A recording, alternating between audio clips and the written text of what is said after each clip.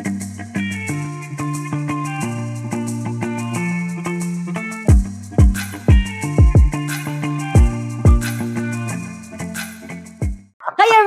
everyone, you are catching us in the middle of a laugh because why not? We're a couple of minutes after 5 for a good reason that you will enjoy, which is that Charlie has something special for us at the end of this conversation. Maybe we're going to make it happen. I'm going to make it happen. So it is all for a good cause. Stay with us. You'll see why. If you're watching live, put in your questions in the comments so that I can ask your questions to Charlie directly. But hi, I'm Geraldine for Theater Music Directors, and I am here today. My special guest is Charlie Alterman. Hey, Charlie. Woo! How's it going, everybody? So I'm happy quarantine. Woo! I am so excited to have you here because I'm pretty sure I first encountered your work with, as we all know, because I geek on it all the time, your version of Fathers and Sons on YouTube. Way before I moved to New York City, I had stumbled upon it one day, and I think I sat there listening to it on repeat for about 3 hours. Oh my God. And regularly since then over my life, I'm like, I have to listen to this song sang by Charlie Alterman right now. So first of all, thank you. I just absolutely was obsessed with that. Then when I moved to the city was when you were doing Pippin. And I came to see the show and I watched you from the balcony. And so I had a direct line of vision to you. And I wrote you after that an email that can only best be described as fan mail, which I did try to find for this occasion. But Alice, maybe good for me, I could not find. So I think I'm going to go searching for it and then we'll post it. We'll edit it first.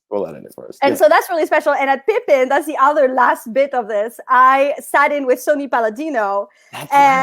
And the very first note I have ever played on Broadway was at Pippin because he had one note in that score that he let the people who watched maybe play. And he was like, do you want to hold this? And I was like, yes. And I came home that night and I was like, I played on Broadway tonight, the one night.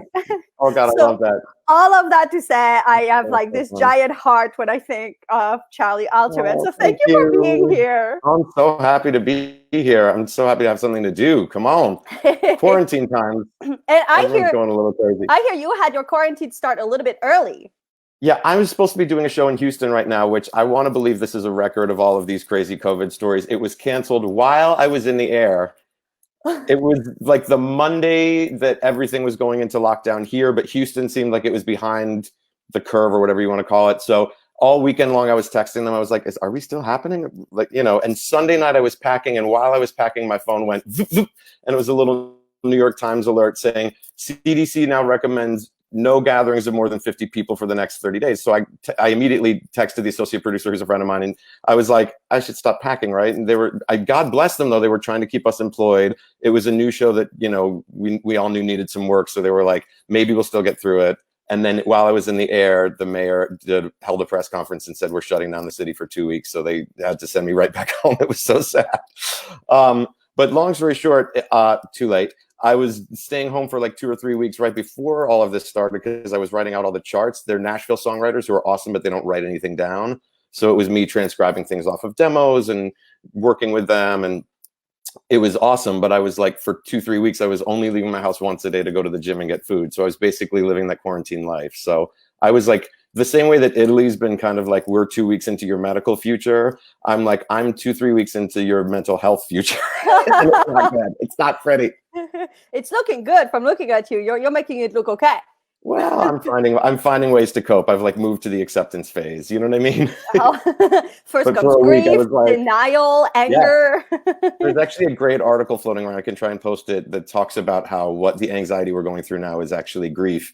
And if you can name it as that and realize that there'll be stages of it and that eventually the goal is to get to the acceptance. Anyway, I'll philosophize another time, but I love a good philosophy It's really great, actually, and it really helped me. Charlie Alterman, the Broadway conductor and philosopher. Listen, we need a Broadway philosopher. We don't have one. Let's get started on that. So all of you watching, if you don't know who Charlie Alterman is yet, Charlie is the music director of Pippin on Broadway, Godspell, Next to Normal, also the music director of the tour of Charlie and the Chocolate Factory, and also the music director of the Muni, which is, I believe, the largest theater in the United States. 11,000 seats. I'm one of their music directors. They have many music directors, but yeah, I love working there. You're a regular. You've done, what, like 10 shows for them? Yeah.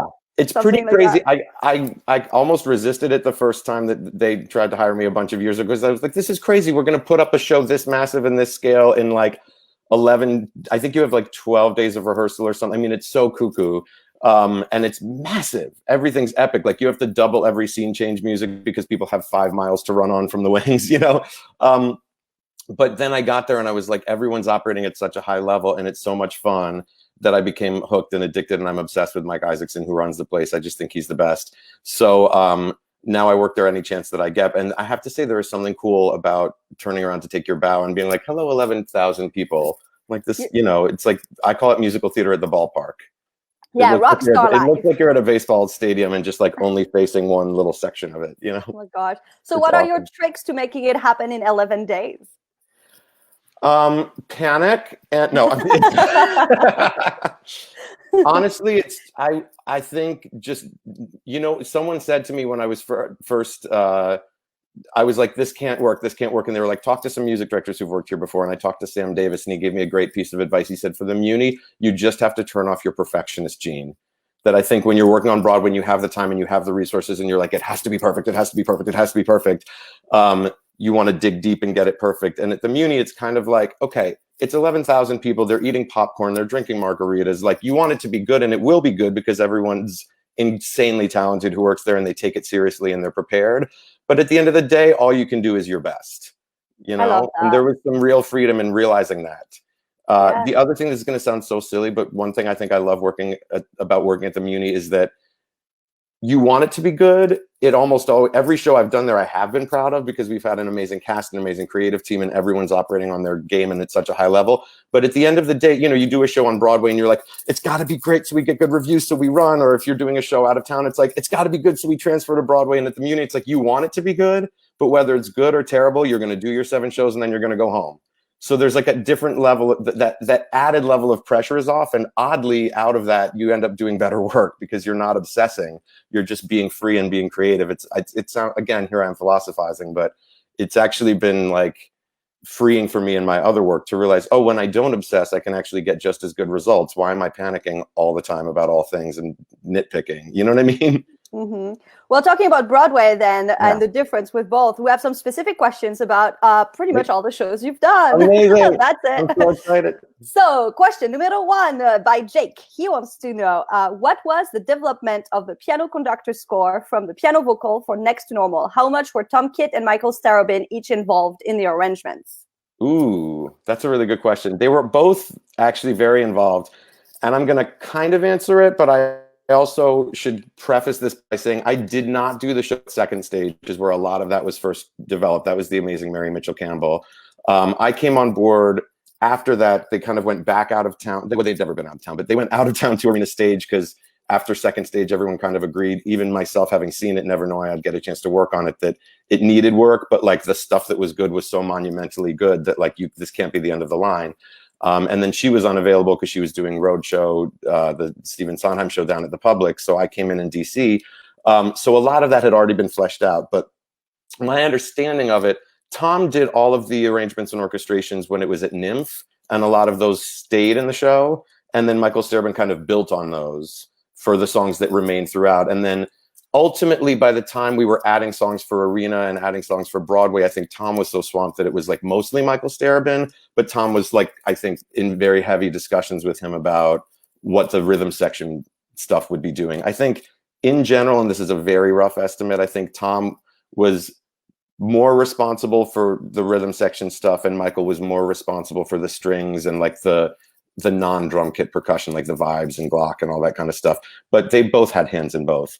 And then I got in there, and by the time we opened on Broadway and I realized we were a hit and we were going to keep going, I was like, okay, there are a lot of places where this piano conductor and this piano vocal don't match. So I went through the like monumental task of going through and saying, okay, here's a place where actually the lead thing is now this thing, so let me fly that into the rehearsal piano book. Or Michael actually transformed the rehearsal piano part a little bit into the show piano part, so why don't we just get that in the rehearsal book so pianists aren't going crazy learning 2 different versions of it. So I tried to streamline all of that, but that was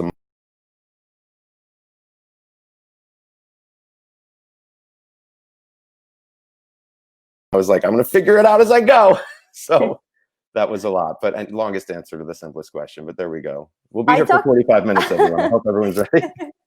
I have talked to people who subbed for you at Next to Normal, and what they were saying was that it was a really difficult show to conduct day to day because it changed a lot depending on, because it was all about the mental state. The mental state of the actor performing that role on a daily would lead to different tempos and lots of rubato. And I've talked to them about it, but I would love to hear you, who's conducted it the most over the years. Like, what was your experience with that? It was intense. I will say it was probably the most gratifying, artistically satisfying thing I've ever done, but it was also unquestionably the hardest thing I've ever done.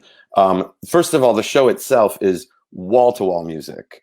So you never have a chance, just even noting the show, and the subs would go on a lot, partly because the way the band was structured, there wasn't an associate, so they weren't around every day to sort of learn those little subtle morphs and shifts that were happening.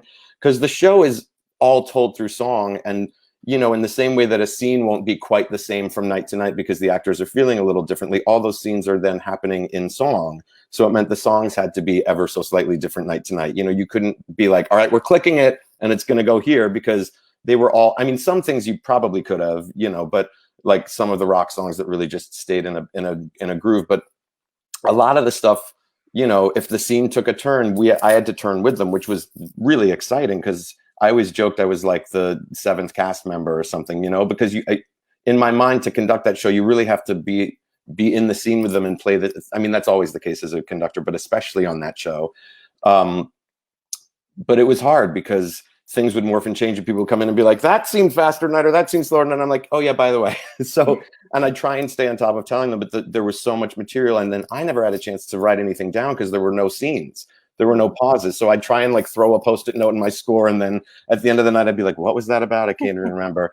But again, here I am philosophizing again. The interesting epiphany I had in that show, and it was in the course of training subs, I was kind of coaching them through what it means to get through that show. And I realized, I think often when we do shows, you end up spending a lot of time recovering from a song and going, oh, that thing that just happened, and beating yourself up about it, or saying, wow, that was so great, I want to do it like that again tomorrow. And then anticipating, especially if you're a sub and it's your first time, and you're going, oh God, that nerve-wracking, terrifying line is coming up in 3 songs and I can't stop thinking about it. And I was like, you literally don't have a half a second to let those thoughts enter your brain, because if you do, you'll miss something, because it's so nonstop. I was like, the only way to get through the show is to live in the present.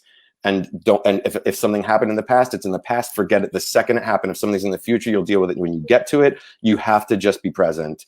And that was the only way I could get through the show. But in a perverse way, it actually became life-changing, because I was like, wait, I can live my life this way, and I'm so much happier. So that was like a profound moment for me, realizing that all came out of just the insanity of that score. But it was crazy. And because we didn't have a traditional associate who was like playing key 2 or something like that, I was like, how do we keep these subs in the mix so it's not so like earth-shattering for them and for the cast when they go on? So what we came up with, like the sort of standard on Broadway-ish, is that the conductor will swing out once a week to take notes. But I was swinging out, I think, 6 times a month. They kind of upped it to that, partly to keep the subs in the mix, and partly because I literally couldn't take notes during the show. And, you know, I would swing out to take notes on the Charlie tour, and that show was pretty locked and loaded, and most of the things were clicked, and the cast was really consistent and stuff. So like by the end, I'd like sit there with my notepad and be like, I wrote down 2 things. Next to Normal, every show, even a year and a half in, I'd be like, here we go, boom, boom, boom, boom, you know, just like fanning out. Okay. And I mean, I like drove the actors crazy too, but it was like, there was just so much stuff. And I was also constantly nitpicking with people about diction and stuff, because the whole story was told through song. So if you missed a word, it was like pivotal. So it was intense, but it was also really satisfying. We have a question. 10 p.m. No, this is great. It's such useful information. We have a question here from Alexander. Hi, Alexander. Alexander says, can you speak to the differences between working on a new show versus a revival, even revivals as reimagined as Godspell and Pippin? Also, hi. Hope you're staying safe. Yes, I am very safe. I'm 90% sure that I already had COVID-19 last month, but it's like the mildest case. So I'm really excited for the antibody test to find out for real, but it's kind of making me feel a little less panicked about everything. But anyway, There are a lot of differences, but there are a lot of similarities too. I think the biggest difference is whether or not the composer is going to be involved. If it's a new show, you're always working very closely with the composer, which is something that I love. And I loved working with Tom Kidd on Next to Normal. I loved working with Mark Shaman on. I did a show called Fame Becomes Me with Martin Short that was hilarious. And I've done some other new shows out of town. And to me, that's a really exciting part of the process because you can glean everything. You can just get inside the composer's brain. I feel like all of us have done productions regionally or in colleges, and you're just like, I wonder what they were thinking there. And it's like, I'll ask them. You know what I mean? Or they're usually in the room to say, actually, I was thinking this, do this. So that's really satisfying. Although in a way, I feel like those reimagined revivals I did, like Godspell and Pippin, it's nice to sort of treat them like a new work. Although in that case, we also had the luxury that Stephen Schwartz really was around. And I have to say, I constantly feel blessed by that collaboration because I would always say he was around the perfect amount. He was very available. He would definitely weigh in. He was not shy about opinions when he would come to check up on things, but he also wasn't hovering. He was kind of like, I'm very close to this material for years, but I'm interested in it being reimagined. I'm interested in seeing what you guys bring to the table. So I'm going to kind of leave you alone so that you're free to come up with whatever you come up with. And then I'll check in every week or two and just see where you're at and be like, oh, that blew my mind. I don't like that. So it was great. And he's so clear and direct and doesn't mince words. So it's like I love working with him. But it was interesting they're very different shows as well, even though the musical tone is sort of similar. But Pippin, I feel like the biggest thing, the songs themselves, and we talked about this a lot with Diane Paulus, who was so great about like the pulse of what the audience really wanted coming into it. She's like, people have such nostalgia for like that album. I don't know about you guys. I listened to that album constantly as a kid. And she was like, people have nostalgia about it, even down to the specifics of like keyboard patches. She was like, that synth at the beginning of Morning Glow, like we can't change that. That's iconic. You know what I mean? So that one, we weren't really trying to reimagine the music, but the big challenge there was reinterpolating all of the circus stuff into it. So it was coming up with all this new underscoring and coming up with all these new routines to extend dance numbers to have circus stuff, which that was a whole other really thrilling thing, getting to get an eye in that world. Just watching those acrobats work, I'm like, I'm never complaining about anything again. We're always like, Broadway's hard. And then I'm like, wow, this is actually hard what they're doing. And they're not complaining about it at all. We're like, we have to come in early. They're like, can we come in early? Because we want to train. We want, it was inspiring. Anyway. Here's another question about Pippin from someone. We do not see your name, so I'm sorry, I'm not going to say it. It just says Facebook user on my end. But the question is from someone who is planning a production of Pippin this summer with the Long Island Musical Theater Festival. And the question is, I see that Revival is scored as a piano conductor book. I am in a position where I have the option of stick conducting. What are your thoughts on stick conducting versus piano conducting when you have the option? Oh, this is a really good question. Personally, I actually prefer to stick conduct. It depends on the production. Like people sort of made fun of me because I did Hairspray at the Muni and I chose to stick conduct it. They're like, you stick conducted that? I was like, listen, people, the stage is 40 feet wide in each street. You know how like the numbers on Broadway go to like 15, 20 on either side? I was like, they go to 40 on either side. And I was like, we get 2 rehearsals with the drummer. I was like, I feel like I can do more by being in there with the band, but like particularly like to not have drums for a show like that in rehearsal. So I'm like, it's better if I'm in his face waving a stick around. And I actually love the feeling of stick conducting, but it depends on the show. Like a show like Godspell would be ridiculous to stick conduct. It's basically a rock band and you can conduct with or Next to Normal, like you kind of conduct with your hands on the keyboard as opposed to your hands in the air. Pippin, I would say, could go really either way. I actually enjoyed piano conducting that one, and I think you might enjoy it too, just because the piano part is so satisfying, and so many of those songs are piano-based, and it's not really a difficult show to keep together from the keyboard. It a little bit was on Broadway just because we had this cuckoo setup where I couldn't see the band. They were in a smaller theater they wanted, so they didn't remove the cover over the pit orchestra, so they took like 5 seats out for me, and I could see the stage, but I couldn't see anyone in the band. It was the weirdest, most disconnected thing. But the show itself, you're kind of like 3, 4, here we go. And then the song just stays, or if it's rubato, Larry Hochman was brilliant in the way he designed that piano conductor score to be intelligent, that anytime there was a push-pull rubato section, I was either leading it on the keyboard. So it was very easy for people to just follow me with their ears, or he kept me totally free to conduct it with my hands. So that particular show, I would say go for it on the piano conductor. Charlie and the Chocolate Factory on tour, I wanted to stab my eyes out every day that I wasn't able to stick conductor because it was so hard.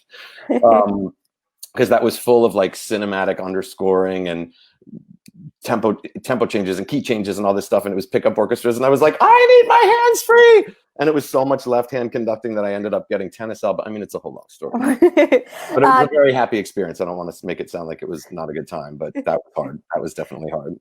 We have a question from Evan who says, do you practice critical listening when you're not in rehearsals or performances, and if so, how? I don't know what critical listening meaning what actually. Evan, let us know. If you're watching live, tell us what you mean. If you mean like noting a show, I feel like it's not something I practice, but it is something that is kind of just how my brain works. In a way that's a blessing and a curse. I think it's a blessing because when I'm actually being a music director, it's like I can quickly say like, oh, we got to do, I can hear things and fix them and whatever. It's hard because it's hard for me to just like go see a show that I'm not working on because I'm in the audience like, oh, they should have changed the key on this. Oh God, what's she doing there? We got to work with the alto. You know what I mean? It's like, it's hard to shut it down, but it then confirmed that you did answer his questions. So nailed it. And we have another question from another Facebook user whose name we cannot see on our end.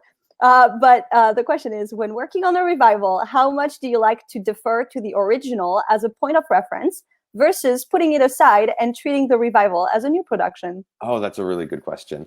I think the answer is you have to do both. And I think especially like with Pippin, I was saying, you know, there's so much nostalgia for the original, but the great thing that Larry Hochman said, which I agree with, is he was like, we don't need to change things for the sake of changing them. He said the fact that, you know, what was it, 2015, 2013, I forget the year, but he was like, the fact that you're playing this and that all these musicians are playing this in 2013, that I'm orchestrating it in 2013, even if in our minds we're just replicating the original, it will be different. And it's funny, there's so many songs that in my mind I've listened to 1,000 times and I'll sit down and play them and I'm just like mimicking the cast album. And then I go back and listen to the cast album and I'm like, whoa, that was totally different. So that was sort of the approach on Pippin. The approach on Godspell was that those songs were written and designed to sound like they were something that was on the radio at the time. And so we felt like the goal in that case to do the show again was to have it sound like something that could be on the radio now. So again, we weren't necessarily changing it up just for the sake of changing it, but we were definitely looking to like explicitly do new arrangements on those. And I have to say, Stephen Schwartz was so into it. He was kind of like, I love that because it's different and it's reimagined. Michael Holland, who's a genius, who did those arrangements and vocal arrangements. He also was so smart about it. One of my favorite things is we were like, what do you do with Turn Back, Oh Man? Because it's meant as a throwback number. It's not meant as a current song, but it's this Mae West thing. And he was like, people don't even really know who Mae West is now. Or I mean, some people, I know I do, but you know, younger people don't really know that reference. So he actually looked at the timeline and he was like, okay, when the show was written versus Mae West, let's now say current period, go back the same number of years that kind of put us in the 60s. So he was like, what if we did like a Shirley Bassey 007 kind of feel on it? And that's how he came up with the whole idea for that Turn Back, Oh Man arrangement. So that it was still a throwback, but it was like an equivalent throwback, which I thought was really cool. Other things, like when I've done regional revivals of stuff, it's kind of harder to reimagine, partly because you don't know if you'll have the rights to reimagine it because the composer may not be involved, and also just because logistically you probably don't have a budget for orchestrators, arrangers, copyists, etc. So I usually end up doing them more out of the box. But again, it's that thing I was talking about with Pippin, where just the sensibility of what the new actors bring to it in terms of how they interpret the performances and the lyrics, and I guess what I bring to the table in terms of tempo and how I infuse it with a scene and whatever, will give it an update, even if it's not an explicit intentional update. You know, sometimes setting out to do the original, you'll realize that you've made some kind of cool updates. Mm-hmm. Here's a question from Jared, who says, what was the easiest and the hardest part about recording in the studio for Godspell? Ooh, I would say the answer to both questions is that we did the band and the cast separately.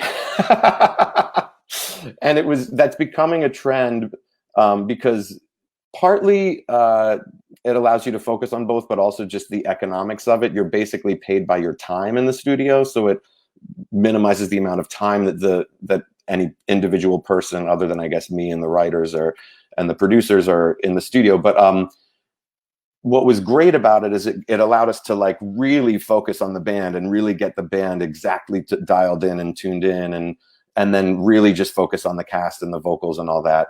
Although I will say specifically to Godspell, the hardest thing was that we did the first day, which I think which was the band day, the day after we opened. So we were all hungover, but we pushed through it, and for that show it was actually great because pretty much everything was clicked anyway, except Beautiful City, which because it was just piano, we were able to do live, and also the cast session was in a different studio that had this gorgeous Steinway. So that was like heaven on earth, getting to do that song with Hunter in that studio. And I was such a cheeseball, but it was at the end of the day and we were so exhausted because we were kind of like doing the math of who was in what and what do we, and we were just kind of like, all right, and then everyone else will go home and we'll just finish with Beautiful City. So we were so tired.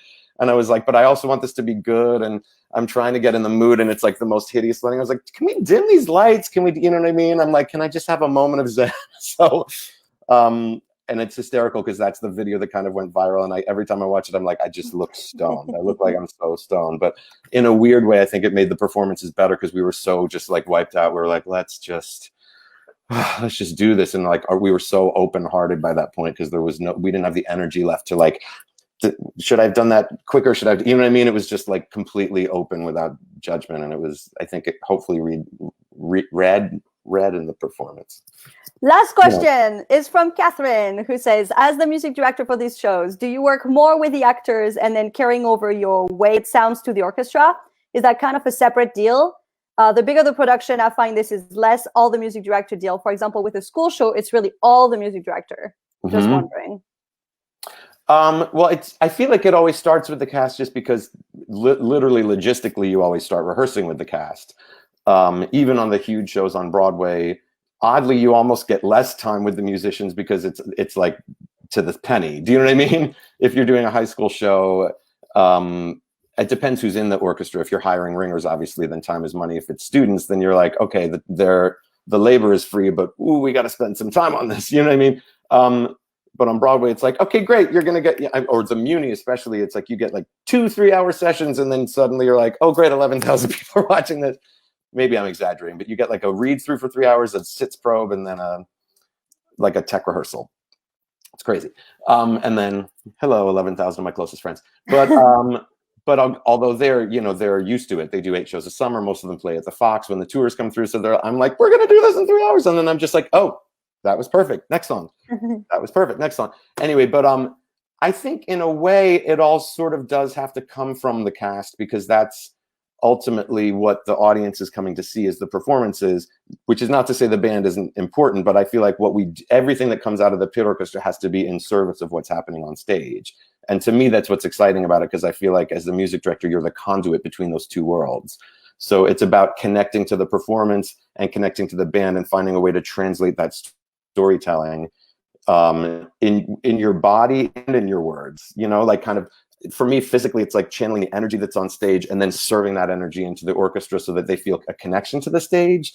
And they can understand what the storytelling is and what the emotion is and what, so I'm not afraid to like jump around when things are, cooking or to like really get lost in it if it's something more serious. Even though I probably look like a fool most of the time, but I don't really care. But I also think just technically it's about understanding. A friend of mine said once that I thought was so perfect that he was like, being a music director is like being an English to English translator who can speak to actors in language that they understand, musicians in language that they understand, copyists in language they understand, sound designers in language that they understand, directors, choreographers, etc., which I thought was a really great way to put it, that to accomplish the same thing, you have to talk about something with an actor in the moment and the storytelling, which might translate to the musicians as saying, we got to just crescendo on this note. Although I personally take the approach of trying to talk storytelling with musicians too. Early on, mentors of mine sort of eased me away from that because they're like, they don't care. They just want to like, do you need it louder? Do you need it this? But I think a lot of musicians really are artists and really are, don't want to just play their instrument. They're all artists. That sounded crazy. You know what I mean? But really think of it the best ones really do think of it in terms of the storytelling. And as soon as you say to them, this is about a moment of anxiety and whatever, they're like, oh, now I know how to play it. I'm like, versus saying, oh, can you do that tremolo faster? They're like, I can. But then as soon as you say like, she's agitated, it's the thing in her mind spiraling out of control. They're like, got it. You know what I mean? So anyway. Well, as a stand-up for this live, would you please play a little bit of something for us? For example, Fathers and Sons. I don't know why that just came into my mind. Oh God! All right, let me see if I can bring you over to the piano. Hi, welcome to my bedroom, which is also my piano room. I have to preface this by saying I'm super self-conscious because I can never get through the song without crying, and I wasn't planning on doing it, and I have no idea what the sound is like. So here are 700 disclaimers for you. I don't You even know are welcome to just do a verse and a words. chorus. You do not have to do the whole thing. Which is good because I might forget the lyrics. And now I'm so ridiculous. I'm trying to get a better background, but that's going to make me sit at a weird angle. Oh God! Sorry, neighbors. Here we go.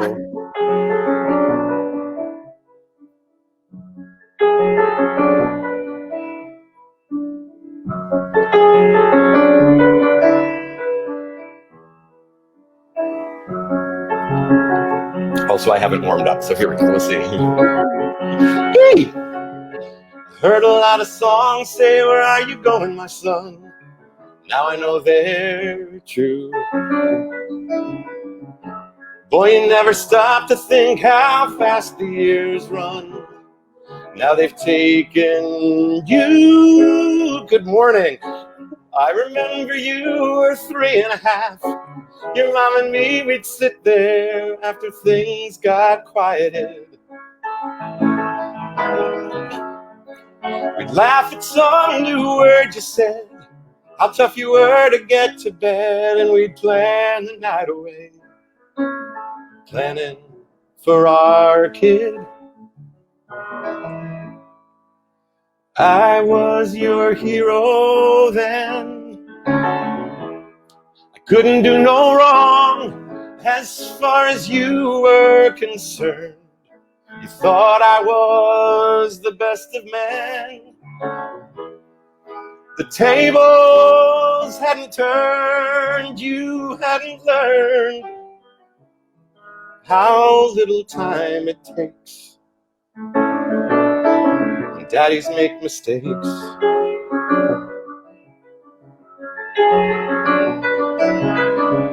Seems to me that lately I've been thinking a lot. I think about my dad. Lots of funny things come back I thought I'd forgot. Now they make me sad. High school than it used to be. I didn't want him touching me, and I'd shudder if he did. But further back to summer nights, baseball games beneath the lights, and sleeping in the car. A daddy and his kid. He was my hero then. Couldn't do no wrong as far as I was concerned. I thought he was the wisest and the strongest and the best of men.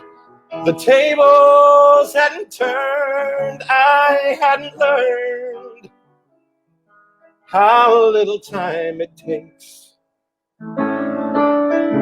And everybody breaks. Daddies make mistakes. I